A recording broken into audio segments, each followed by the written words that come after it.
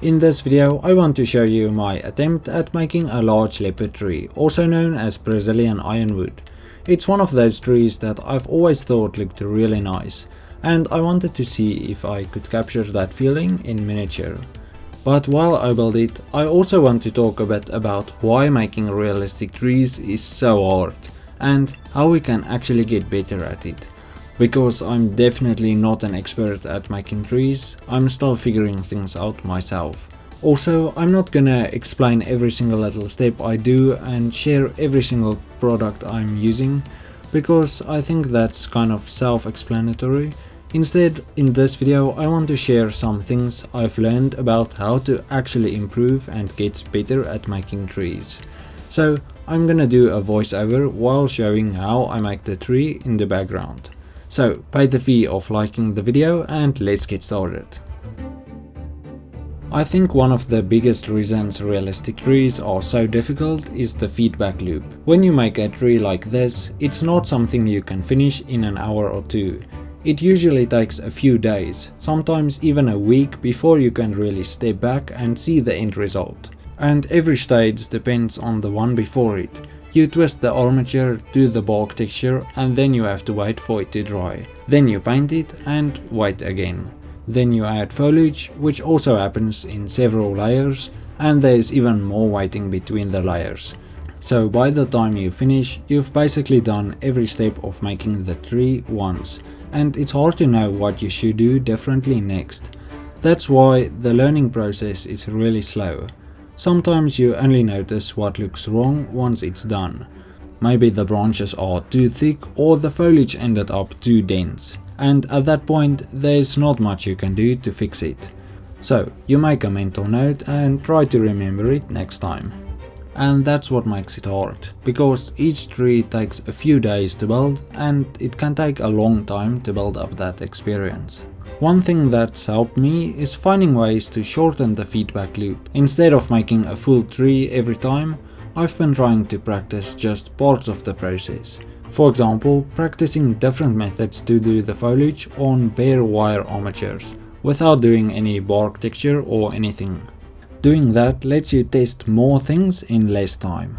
You can see what works and what doesn't without having to wait days for everything to dry. And I've noticed that you start learning a lot faster this way.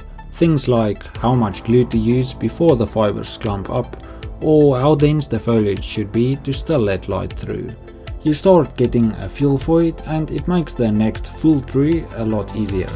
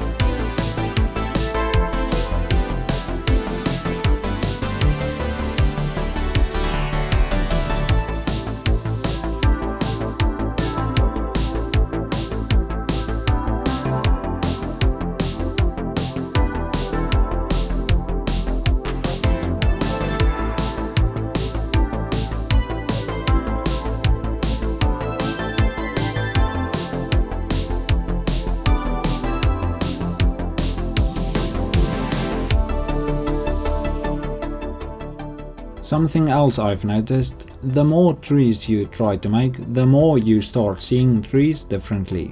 Before I'd look at a tree as a tree, but now I notice all the weird details. Once you start noticing and observing trees, it really changes how you model. And you'll be able to see why some model trees look off, whereas before you notice something wrong, but you wouldn't be able to see what it was. But as you get better at observation, you'll be able to spot the things that's wrong, and that's when you'll be able to fix them. And that kind of observation doesn't come from tutorials. It comes from just paying attention, taking photos, studying real trees, and trying to notice what makes that specific tree look the way it does.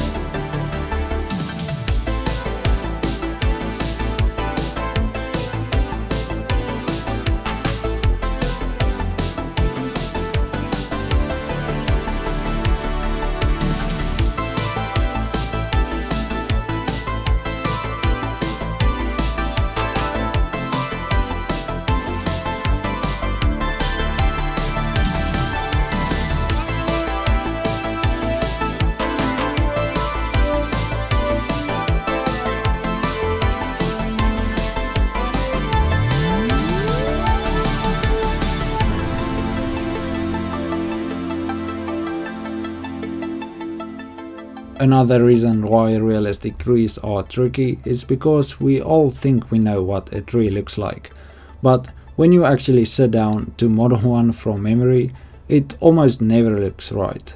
That's because our brains simplify things. We kind of remember the idea of the tree, but not how it actually looks. Working from memory is one of the biggest mistakes that I've made for way too long. I just felt like I hit a plateau and I couldn't get better at making trees, but when I started using real reference photos, that changed a lot. Using multiple reference photos helps you spot what's consistent, and that's what makes your model look more believable. And maybe the most important one is just being okay with imperfection. When you're learning, it's easy to get discouraged when a tree doesn't come out the way you pictured it. But even the failed ones teaches you something. Every single build gives you a little more intuition for the next one. And that's how I see the Leopard Tree, not as a perfect finished model, but just as another step in getting better at this. Some parts turned out better than I expected, and others I'd probably do differently next time. That's just part of the process.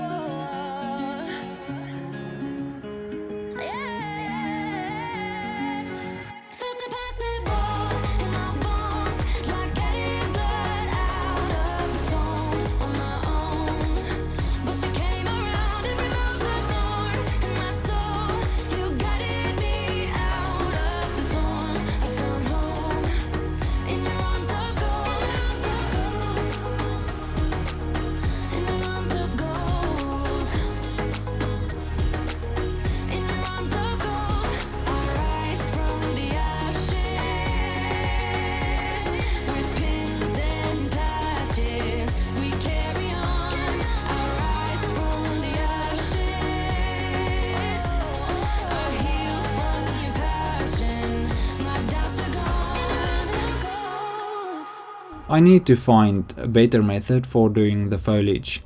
This looks way too dense in my opinion. I had great success with this method for smaller trees, but for this larger tree it doesn't look right.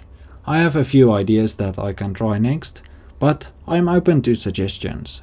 I also think I can do a better job with painting the bark texture. But I only had a few days to make this video and I'm not gonna not post it because it doesn't look as good as I was trying to make it. So yeah, making realistic trees is hard. There's no shortcut around the patience it takes. But once you understand why it's hard, the slow feedback loop, the way our brains simplify things, and how much observation actually matters, it gets much easier to enjoy the process.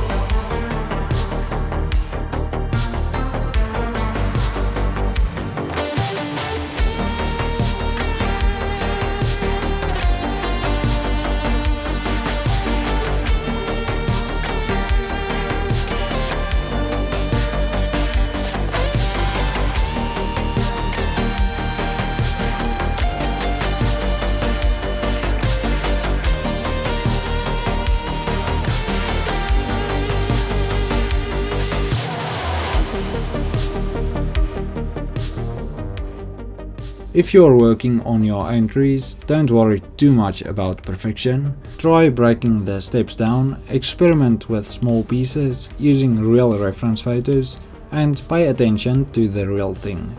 Every little experiment adds up. But that's it for this video. Subscribe for more weekly videos and I'll see you in the next video. By the way, I only had half a day for post-production of this video. That's editing over 6 hours of footage, coming up with things to talk about in the video, and recording voiceover and adding music. Yeah, so if it's not my best work ever, that's why.